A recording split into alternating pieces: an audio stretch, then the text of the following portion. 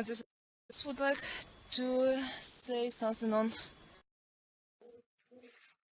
how they manage the conflicts within the administration.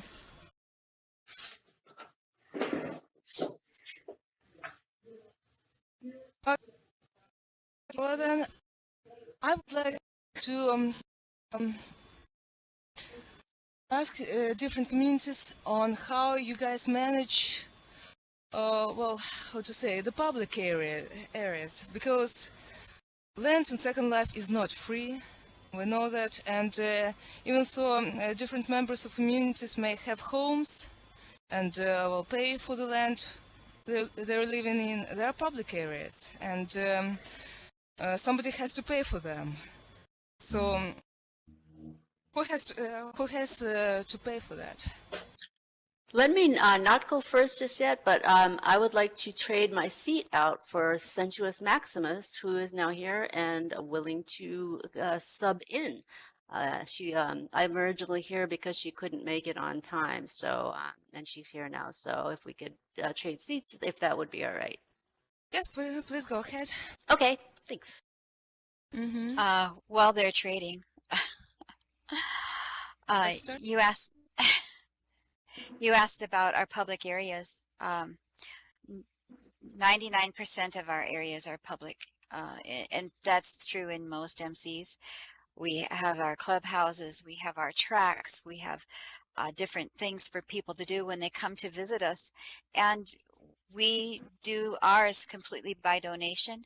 Most of the other groups also do that. They do take dues from their members, but they also have donation kiosks about the Sims, so that when you use their tracks and go riding, or if you visit their clubs and listen to their DJs or their live music, they do have donation areas for you to use. And we keep up pretty well with just using them that way. I think that our public areas are well used, and we invite everyone to come out and enjoy them all the time. Right, so it's pretty much few donations. Yeah, ours are strictly donations. Yes. It's amazing that you can keep. Ours are strictly donations as well. Because we are a not-for-profit organization, we were able to obtain not-for-profit pricing on our two Sims. So we're very, very careful not to do anything which is commercial. One of the things that I built, again with the wonderful assistance of the fine instructors at Builder's Brewery, who saved my bacon more than once, I put an apartment building on the one of the simulators, and it's got 28 little apartments in it, which are offered without charge to our volunteers, our lay volunteer folks, and to folks who would like a place to call home in Second Life, but really can't afford a premium membership. So we provide a home for them as well. Looks like I'm going to have to add a few more floors to that building. Wonderful. I do have to adjust myself slightly. We do have shop areas where we do rent out to vendors, and that is included in our income.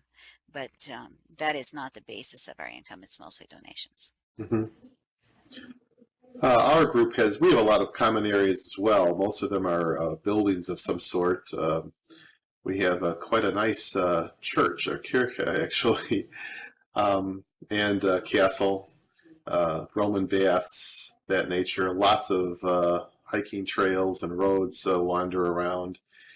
Anyway, the community pays for all of this. We do rent property. People do have houses. It's pretty open to anybody, though. We have a lot of properties that are small.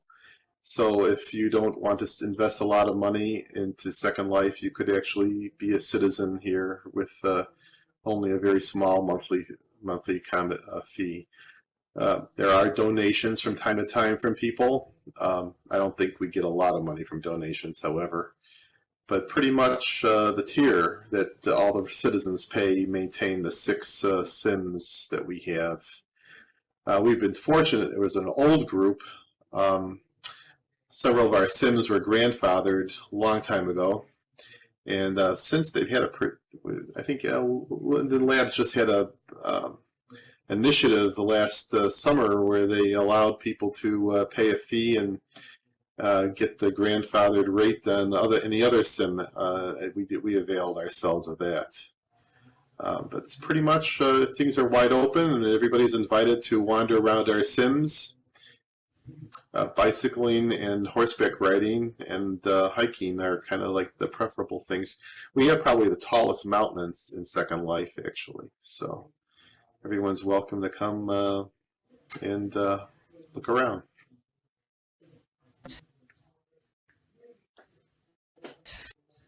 Okay, I guess I can. Yeah, I think you'd said if you. Oh, first of all, hi everyone. Hello. Yeah, welcome, I'm- Sanchez. She's actually the owner of Builders Brewery and the founder, I believe, right? Yay! Well, I had a very important birthday to attend, so my apologies. It's just one of those, things you have to do and go represent as an auntie. So I see so many green tags here. That means you're friends. So it's so nice to see everybody. Hi, Marianne. Anyway, wonderful gathering here, and I'm thrilled to be a part of it. And thank you, Jaden, so much for stepping in as our champion.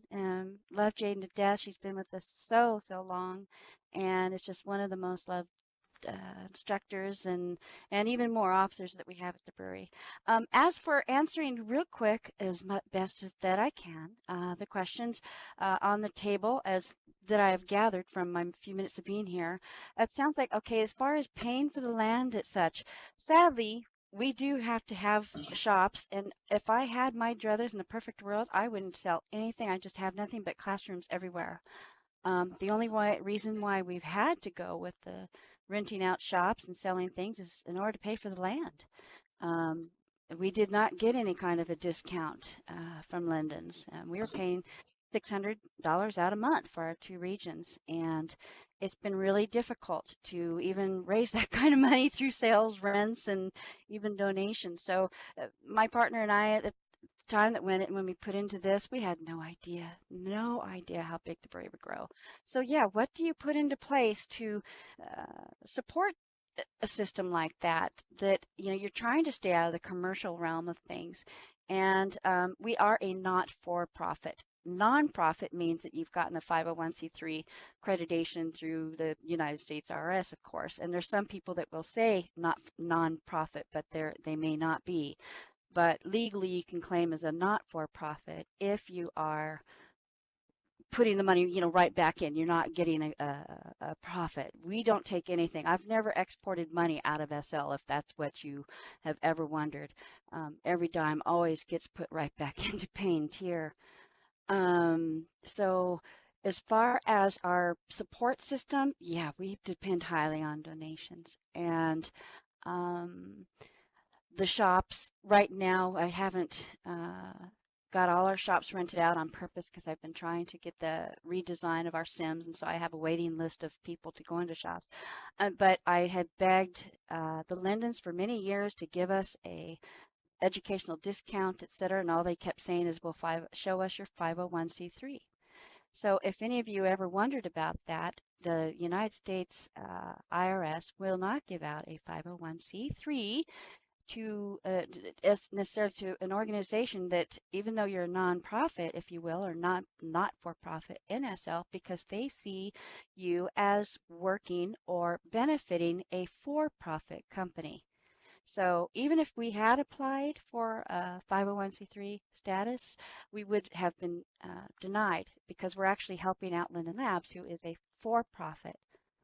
And just a little tidbit of information there for you if you ever wanted to go for that. So here's the little tip, and I know other organizations have tried this. Is if you do apply for a 501c3 or something, go ahead and try to do something that's outside of SL. Create a website for people with disabilities or different things. Create an organization that you are running outside of the realm of Second Life. Because the moment you say, well, I'm running a school in Second Life, or I'm running this help whatever for virtual abilities. I mean, you know, it goes on, but of course they did qualify because they are running an organization outside of SL. Basically. So if you make sure that you do apply in that kind of a perspective, you may get the approval for that and get that discount on the regions. I can help a What little else? bit on that too. Jaden is quite Yeah. right about that. Yeah. Is there The another fact that we're question? tied to a real life church is what made the difference for us. Ah, yeah, and yeah, having a real life church, yeah, that's definitely a Yeah. huge thing. But thank you to Ebby Altberg, Ebby Linden, who has come in now as CEO. I really am so thankful to him because he's really kind of turned around some of the things that he's done for the educational institutions, nonprofits, you know, and reversed, of course, that discount for educational or 501c3 regions. As you all Mm-hmm. know, that was taken away from us, and we saw a Mm-hmm. whole lot of museums, Mm-hmm. educational sims just Mm-hmm. have to leave SL. But thank God they reversed that with Ebby, and he's been very open and listening to us. And so I tell you, don't diss on him because he's really doing the best he can with what he's got. He's got open ears so far, and so far so good from what I have seen. Um, what else was on the table? Was there something else? I'm playing catch up, so I'm sorry if I'm talking really fast No, or too that's all right. much, or I could We're probably go on covering for one hours. subject at a time, so don't worry about it. All right, Marianne, here's what I was wondering. Since you are on the mainland, basically a lot of the land is protected, well, like roads and, well, some parks built by malls. So you get some kind of support from Linden Lab. They built it, they maintain it, that's their land. So, You know, it's mainland, that's, you know, it's they put in a lot of roads and waterways and other features to make that area look nice, and there it is. You know, they handle it, they manage it. Mm-hmm. from what I know, uh, there is a community not under Linden Lab, or have you? Is Linden Lab a community and you have joined it, or has the community formed itself basically on the land which Linden Lab provided? The Bay City Alliance was founded by residents of the area. It is not owned by Linden Lab. It is not controlled by Linden Lab. We do work with them when we need something specifically done, you know, with their materials. You know, but by and large, we're separate. We're individuals. Sanchez, I was wondering about your community. Well, technically, to create, one does not have to be a community member. So, why do people still form communities like they can build on their own? I personally feel that's the whole, I think honestly, that's an interesting question because yeah, there's communities that need to be together to, you know, how you want to hang out with your friends and hang out and do with them, and just working around others with the same interests will always help encourage you. And basically, in a nutshell, that's kind of how we started. Was we joined? I had joined a group early on called the Art Door. Some of you guys might be familiar with the Art Door. Group long ago. It was primarily a group of artists and creators, and just a wonderful group. But we helped each other build and learn. But the only problem I had with it is that it was closed. You had to go through an initiation type process and prove that you were a creator or a builder or whatever in order to even be in the group. And then when we had our very first little shop in the brewery, if you will, place on the sim where we were at the Art Door, we were limited. We could only have Art Door members sell things or help. And we wanted to display things that the Lumberland Show and Tell winners, if you remember the Lumberland Show and Tell, the winners didn't have shops many times, and we wanted to display the winners of the show and tell. And we couldn't even do that. So again, this community that was trying to grow wasn't growing because it was too closed. Okay, so that's when we decided we really need to create a community of helpers that is open to everyone and not have the closed thing. And so that's when Builders Brewery kind of broke off and we started branching out and wanting to help everybody, thus the Builders Brewery. The name really kind of started out, it never was intended to be a school, okay? But the name encompasses what we were about, and that was just builders coming together in a casual, fun way to help each other, showcase each other's builds and things like that. Just brewing things together, right? So it was a very, it was not exactly the name one would choose for a school, but like I said, we never intended to end up where we are today, and it just kind of happened that way because it grew. And I think it grew because the community, people wanted to know that they were all accepted. Everybody from every walk of life and disability, ability, and not feel like they're being closed off or elitist and in a clique. Another thing, builders, we tend to be isolationists in a way, and coders, isolationists.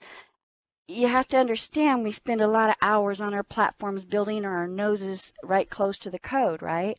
So we're not out there at the club socializing and going to the dances and whatever. We live to create. And so what happened was with the Builders Brewery group is that it allowed for these builders, scripters, animators, you name it, anybody in the creating genre was able to talk to others with like minds, thus a community, without having to actually go to a physical location, a sim somewhere else. And so it created that community within a group. And so that's kind of why we have a more casual, and 24/7. And it's kind of why we have a fun, casual group. And two-time winner of Vessel's favorite group, thank you, all the members.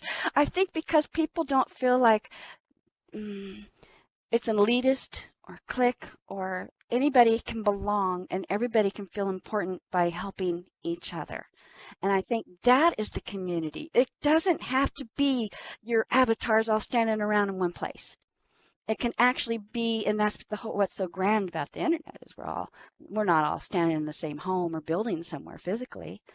So community can really take process at the group level like that. And I think that's why it grew like it did, because we needed each other. We needed that socialization. But how do you get that socialization when you're, such a nerd and wanting to focus on your, scripting or building or whatever? And so I think that's my 2 cents on the community as far as us. I'd like to add, though, also with the Builders Brewery, just the synergy that occurs between different builders, scripters, builders, texture artists, and the kinds of sparky creativity that goes on and the new kinds of ideas that get created by people working together and coming up with things that neither of them could have nearly come up with on their own has been an incredible aspect of it. You see that all the time at the weekly show and tells. People go to the show and tells to get ideas for their own builds, and then they come back and show you something more amazing next week from the ideas they got from other people's stuff. I love that about it too. Right, and they don't feel alone, because they've got help and get feedback, because we've all been there, done that. Yeah, there's going to be some in there in the group that try to act like they're the elitist or smarty pants, and but we deal with them in quiet and behind closed doors. We try to harness the specialties of people who are, okay, say you have somebody in a group that knows a lot, okay? and you really want to be able to use that information, but let's say that person just, well, socially isn't so good sociably. You know, they might be kind of rude or come off as smart assy. Oh, can I say that? But you know what I mean. So, so you have, what you do, and we have done this, is you find their assets, because we're all here for a reason. I truly believe that we're all here in SL, and we stick around SL because we kind of need it. We need this escape. So you never know what's happening on the other side of their computer screen, what kind of disability they might have, or mental or stress that they may be under. So we all need each other one way or another. So take this person that has all this information that might have other issues, work with them and harness whatever that talent is they have and put that to use for your organization, because you'll end up finding that they may end up being one of your best helpers, because they finally found a place where they belong or are accepted. But We find that's very true also. We find that's very true. Great. A lot of our people are older, or they're bedridden, or they have some other disability where they cannot get out of the house, or they can't do the things they want to do.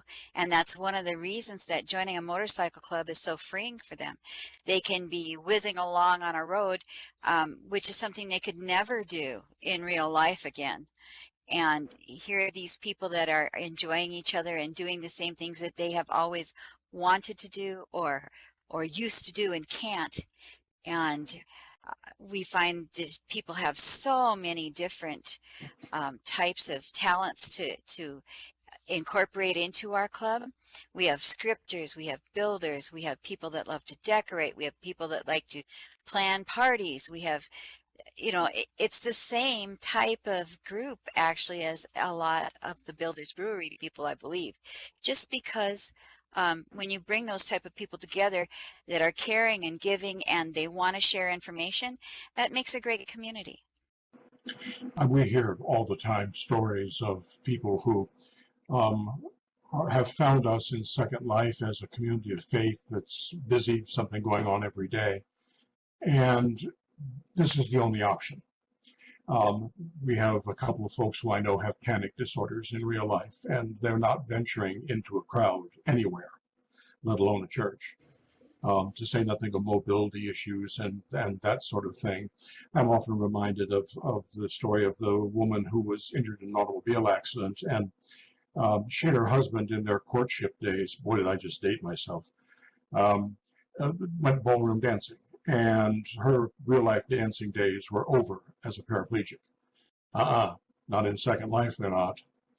And so Second Life is the great equalizer.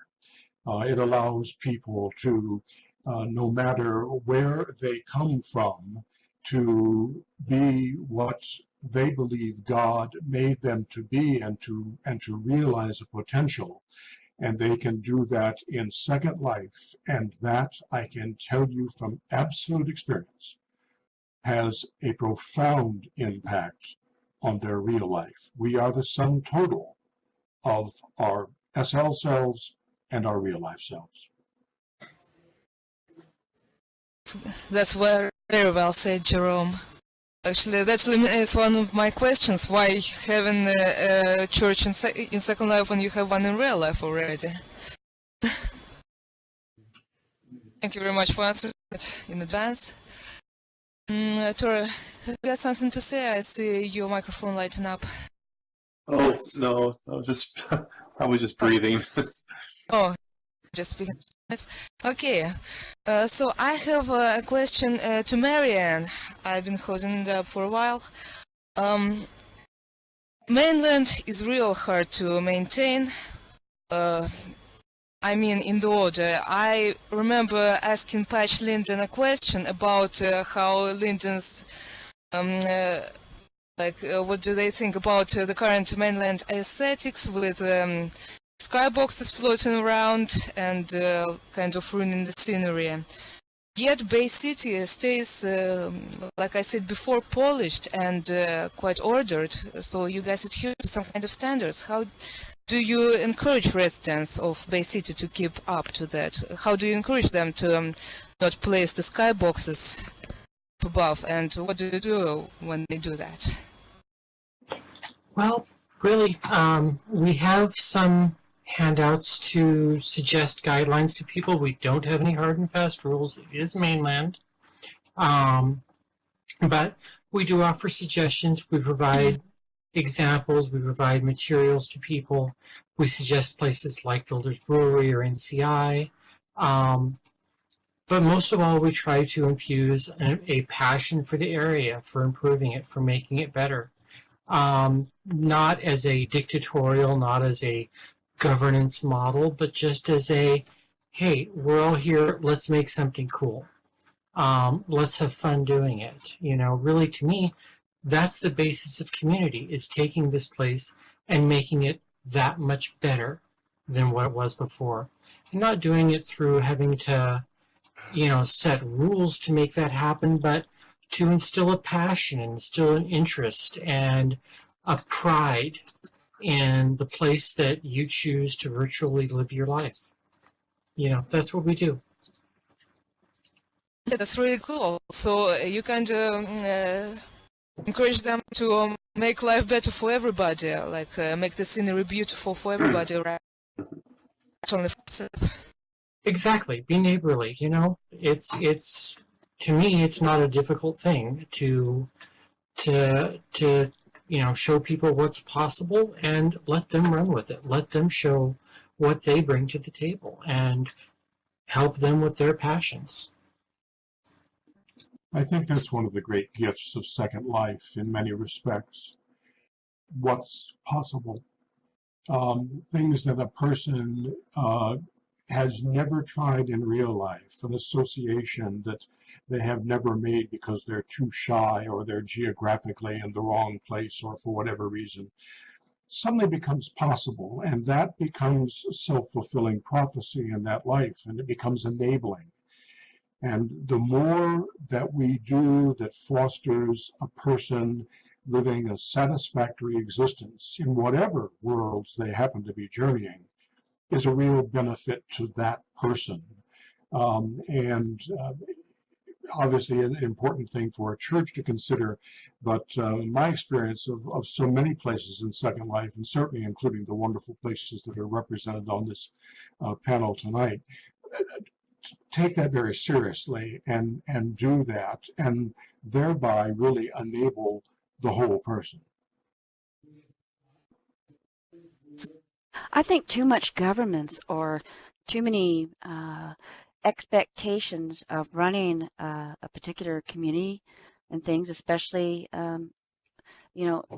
well, some of the organizations that are represented right here, too much of that takes away, I think, from the creativity or the reason why people are here in the first place. Many people come here to get away from the stress of real life, to get away from the structure and all that. They need that release, and they do this as hobby or just because it is more relaxed. It's their escape. So yeah, as much we've always tried to take that same practice that Marianne was just talking about, that everybody can contribute and give to, like the brewery. I've told our staff this so many times. I don't know how much it sinks in because I tend to have my looking over everything too hard maybe or too much, but they own the brewery too. It's not like I might have the Builders Brewery owner tag over my head, but I don't look at it as I am the owner. Yeah, okay, we started it, we found it, but I look at everybody who is there, staff, helpers, volunteer. We're all volunteers, and the members as all owners, because we're all creating this. And so anything they want to contribute to the brewery or contribute toward the community organization, they're always welcome. Always, always, always open door. Staff, once I know that we can trust them and they're not going to do some, crazy, they have complete autonomy. As Jaden will tell you, she can teach anything she wants. Once a teacher is brought in and we trust that they're not going to go off, teaching something that goes against our I don't want to say morals or whatever, they have autonomy to do, and that has been so welcomed, so that they can run a class whenever they want, as long as it doesn't conflict, and whatever topic they want, as long as it doesn't conflict with another, same time, same place. But anyway, that's my part on that particular thing that Marianne answered, which I totally think is why Bayside is so successful as well. They've just done wonderful. But yeah, having that least amount of structure at the same time having structure. And I'm coming from somebody who actually worked in the industry of industrial psychology degree and organizational psychology. So I've worked with the organizations as in change agent kind of situation. So trying to take real life work protocol, for instance, into SL makes it scares people away. That's all I can say. People don't want real tight structure. It'll scare them away. They want that creativity, freedom. Anyway, that's it. Sanchez. And we're going to wrap up soon. So if audience has any questions, this is the best time to shoot them. I have got a question from Roshi. Let's begin. And the question is, coming back to the matter of paying for the land, do all of you make enough money each month to pay the bills through means which you have mentioned, like donations and tier? Or is it very expensive personally to provide these works and services? Like, do you have to pay some of that part of the payment out of your pocket or such? Let's take turns answering this question.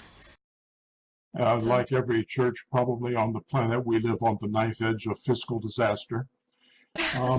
But we managed to make it. The ministry was founded by some birthday gifts to me from a colleague in the Midwest, and then I did the rest of it. And in the last year or so, there have been enough donations that we have just barely squeaked by covering expenses.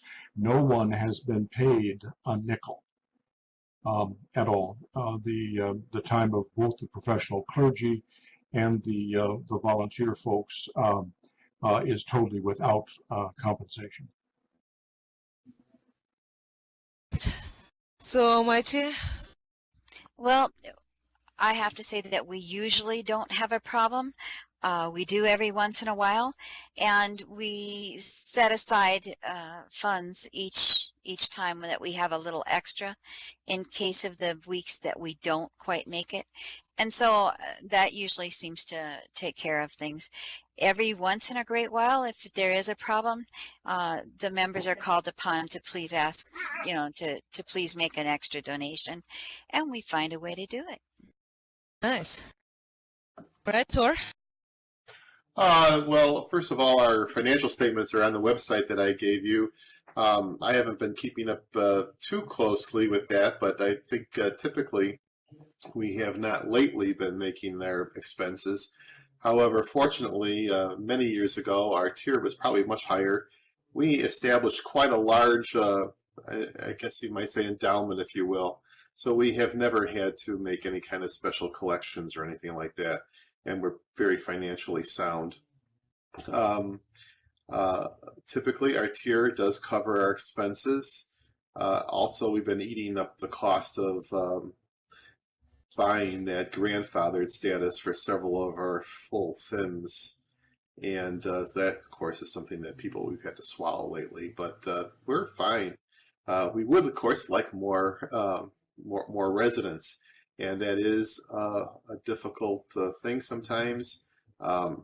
We do advertise and try and be as encouraging as possible, but we're okay, and we never ask for any donations from our residents. We're pretty in good shape. Thanks. It's good to know. All right, Sanchez?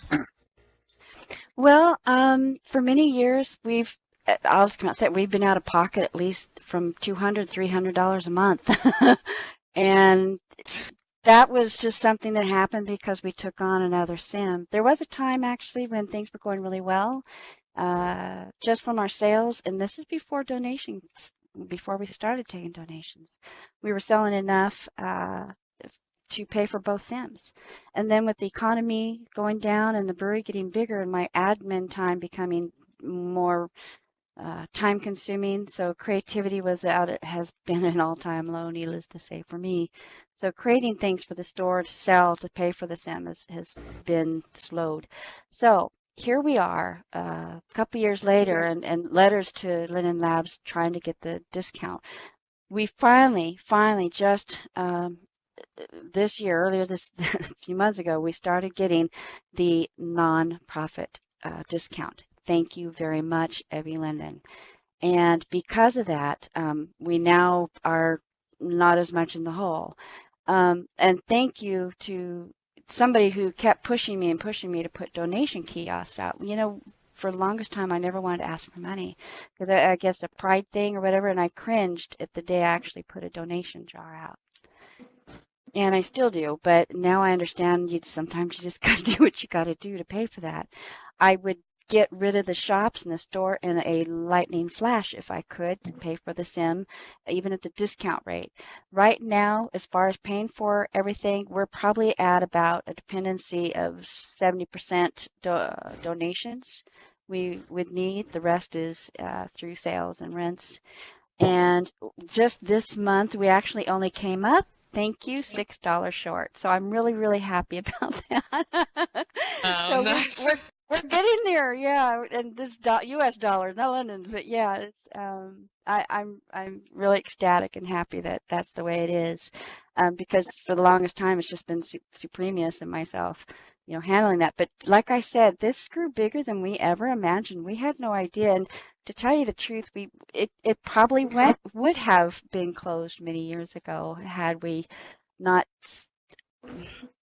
I guess, saw the benefit of how many people it was benefiting, and it gave us something. It's not like we're wealthy either, trust me.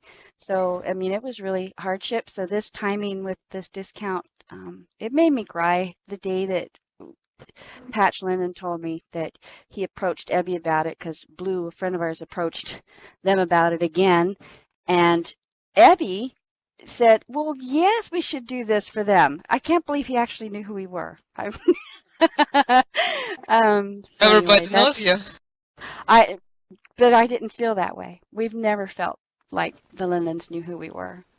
But I believe that the communities, the education, organizations that are here today are the ones who are contributing to the retention of the residents in SL. So therefore, Linden Labs needed to recognize that for a long time. You know, that they needed to invest in the retention givers, if you will, the people who are keeping the people in SL. Yeah. It's interesting. Right, Marian? We when we hold events and other such things, we usually will all pass the hat. But at this point, we do have a dedicated alt that we store the money in to pay for performers or whatever we happen to need, and have a small amount in the fund right now. So we haven't had to pass the hat to our residents recently, but that's what we'll do. We don't usually have a lot of expenses to worry about on that, so that's where we are. That's great. All right, so I don't see any other questions. The audience, I believe. And therefore, I guess... Oh, there we go. There is one question. Still wondering, how do you get new people to join your groups? Well, your groups and your... So, go. We impress them. No. Well, I think we like to, be open and keep our Sims as public as possible. Have events and advertising, of course, and participate in groups like this is a great way to encourage interest. We don't go out and try and round people up, but we hope that people can come by, see the beautiful Sims we have, and then inquire about how we run these things and realize that this is by everybody's just sweat and toil. And you can be part of this too if you join up. Thank you. Well, we encourage people to come and visit. Of course, what church doesn't? And we try to put a real emphasis on a faith community that loves to dance. One of the things that we do after our worship services, for example, in lieu of a traditional coffee hour, because I haven't figured out how to get caffeine into Second Life yet. There are a lot of times I wish we could. We tend to go dancing. So when I designed the church campus, I designed it with a formal ballroom and 2 nightclubs. One of them is house, industrial, and techno, and the other is top 40. So I mean, whatever people want to do, that's coffee hour after worship. And we turns out, are a dancing bunch. And the word gets out on that after a while that the church doesn't have to be dour and somber and all that sort of thing. But, well, we know how to have a good time. Because that really is what building a community in Second Life is all about. Absolutely.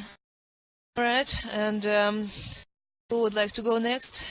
Mighty? Well, Oh, go it's ahead, Sasha's. Mighty. No, Mighty can go. Go for it, Mighty.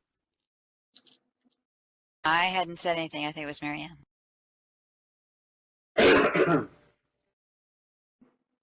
It may well have been me. I know that I was jumping in there. Go ahead. My answers are very similar to the last two. We host regular events to help people know that we're there, know what we're about. We have, like right now, we've got a hay maze going, and there will be Oktoberfest coming up. We have weekly races. We have, I host a monthly open mic. You know, we do all these things to get the word out there. When we see new people get land, we tend to give them, we have a welcome basket that we give them to welcome them into the area. You know, we try to do all we can to try to involve people when they come in and see if they want to join in with the Alliance and get involved. It's purely voluntary if they want to. Most do. Right. I think what we've tried to do with the brewery is always keep it open. Now we had to close down as far as getting members to join. Unfortunately, there was a point. I don't know if you remember this. We were at 17,000 plus members at one time, and we had a bot that was just put online that was to do the inviting and stuff like that. And SL had that one day where it was just nothing but syrup. Anyway, it froze our bot into this constant delete mode, and it literally deleted 17,000 members. It ejected all but 400. We had 400 people left out of 17,000. Ejected them all. Linen Labs couldn't do anything about it, and I understand because it's hard for them to know who, they can't just force somebody back into your group. But if they, wanted to leave. So we had to start over from scratch. So from there, though, and on that day, we decided because we needed to protect our existing members and we had so many people trying to troll, spam, fish, you name it, in the size of group that we had, we decided to start using a bot service for doing our inviting and make them have to use a joiner board. So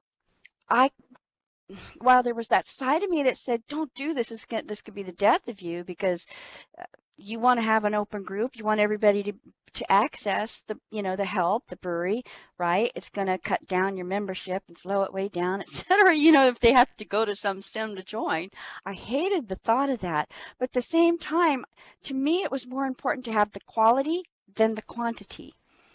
And so I had to, that was when we implemented a system where everybody had to come to the sim and click on the joiner board, because I truly wanted to be able to have a blacklist that we could keep repeat offenders out, because I got so tired of the constant repeat offenders that would literally hijack the conversation. And as you know, if anybody was in that group, it goes on, with a lot of people needing help or helping others.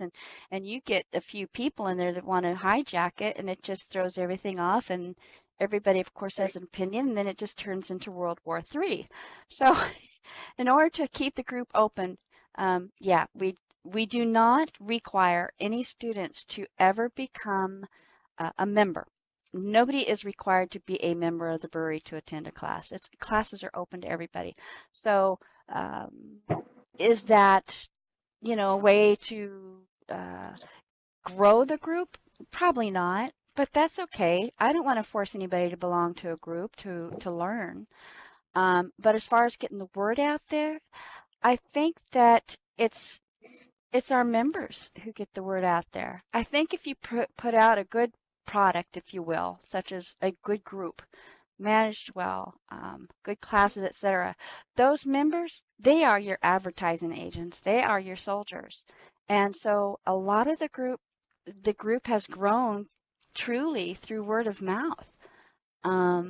Yeah, we try to get in on events as best we can. I wished we had more events, but I need an events coordinator.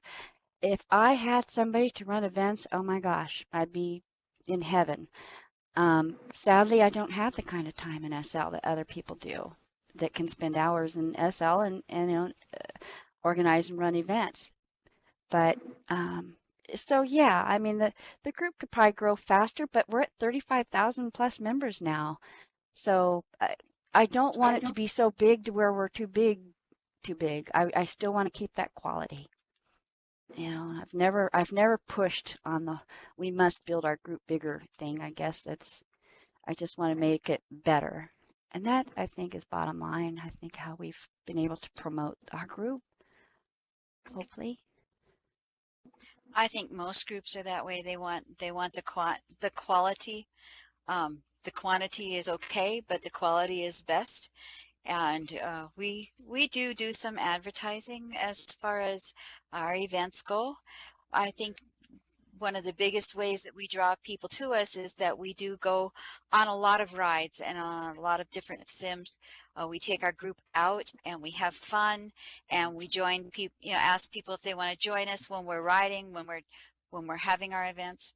We also have a special thing that we do about once a month, I guess, maybe a little less. So it depends on how many people we have around. But what we do is we have a day where we invite people who have never ridden a motorcycle on SL to come and join us and give it a try and see if they like it.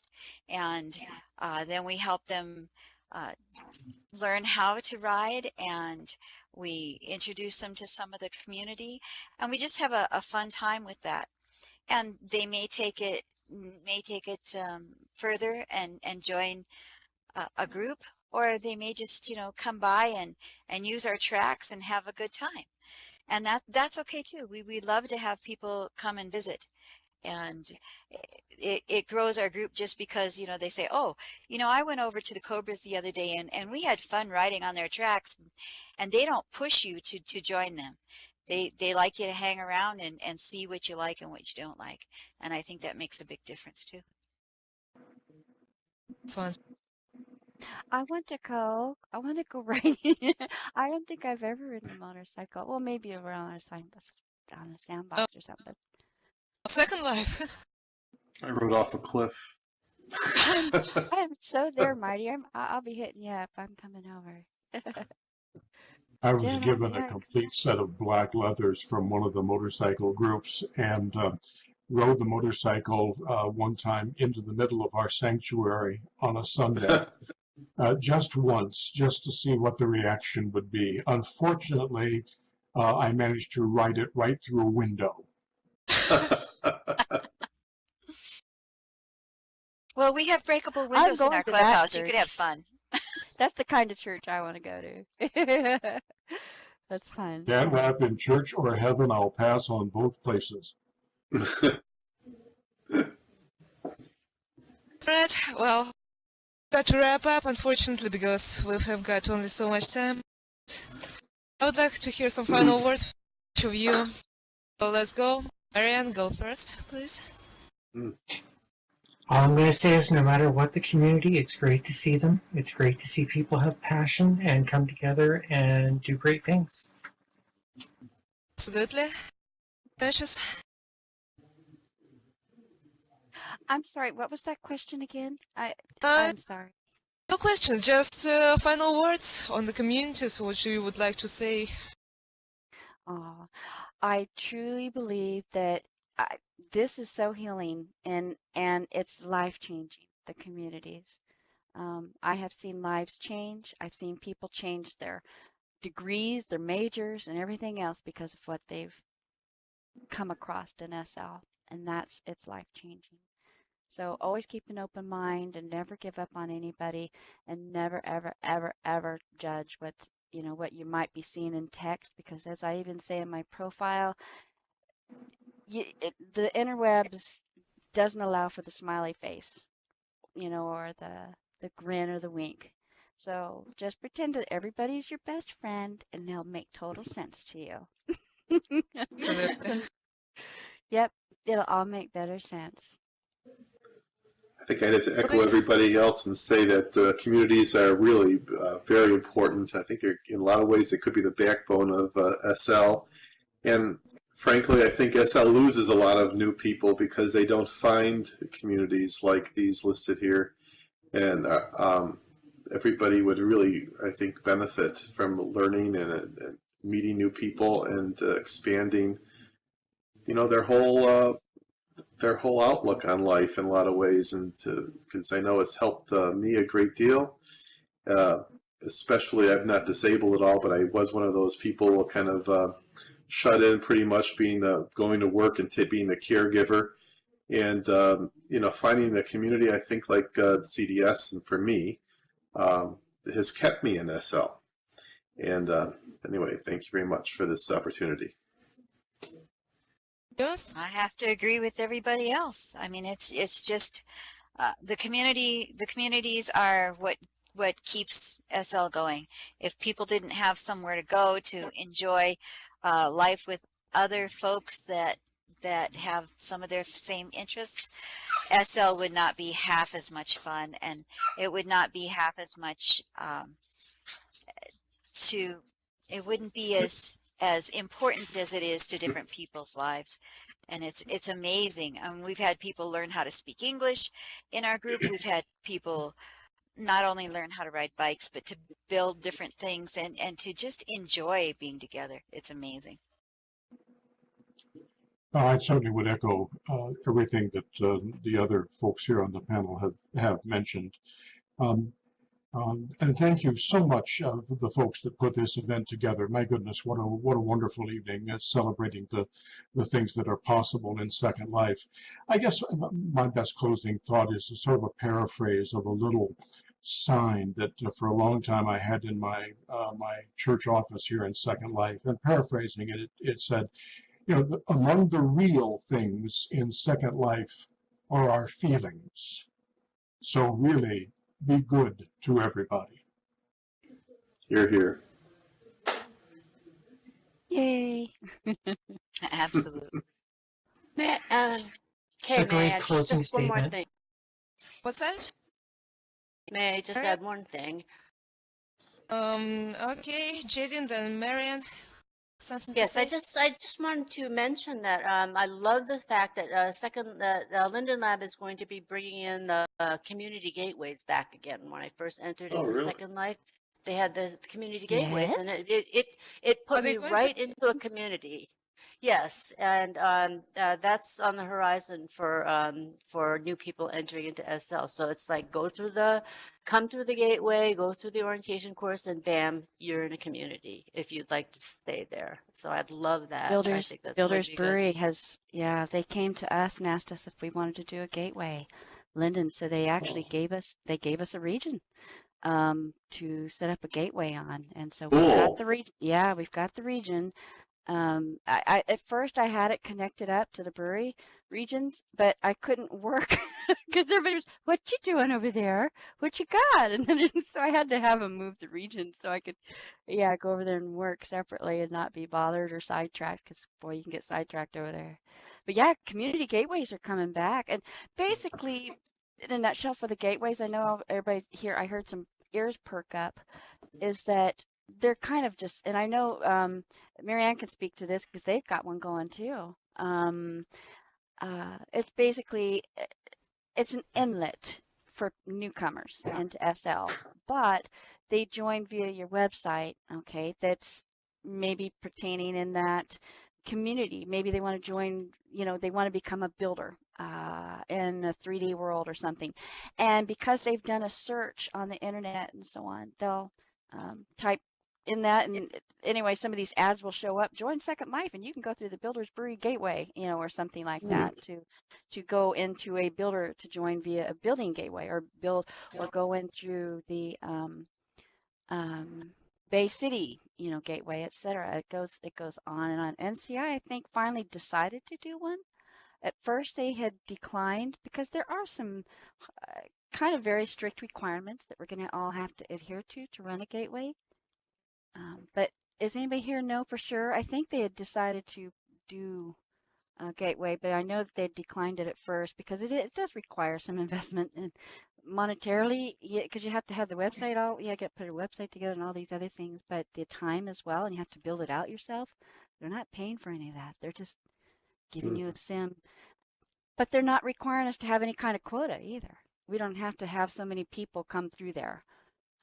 They just want to track it. They want to track to see the retention and, that kind of thing. Thankfully, we have a PhD that's on our staff right now who's actually doing her doctorate, working on that right now, doctorate in virtual education. Can you imagine? There's actually a doctorate degree in virtual education. And Blue Mayana Motul. So yeah, That's going a little bit in the other direction from Second Life community. So I'm sorry I have to interrupt you here. No, it's all good. I talk too much. That's good info. Yeah, I'm really glad the community gateways are going back. And Marianne, you have something to say, I believe.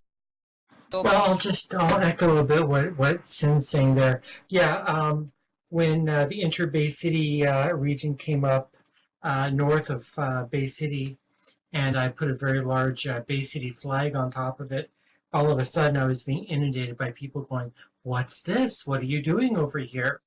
As people started to see that.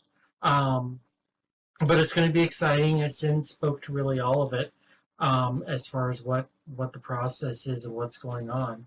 And I'm really pleased that we're going to be a part of it and help bring new people in. But that's it. I'd like to thank all the participants, the audience, and the voice panel for input, and that each of us has learned something new in the group today. And I would like to remind everybody that we are doing the show every other Sunday, and to be informed about all the released videos of the Streetwear live shows as well as the upcoming films, please feel free to subscribe next to us. And that's for today. We'd like to wish you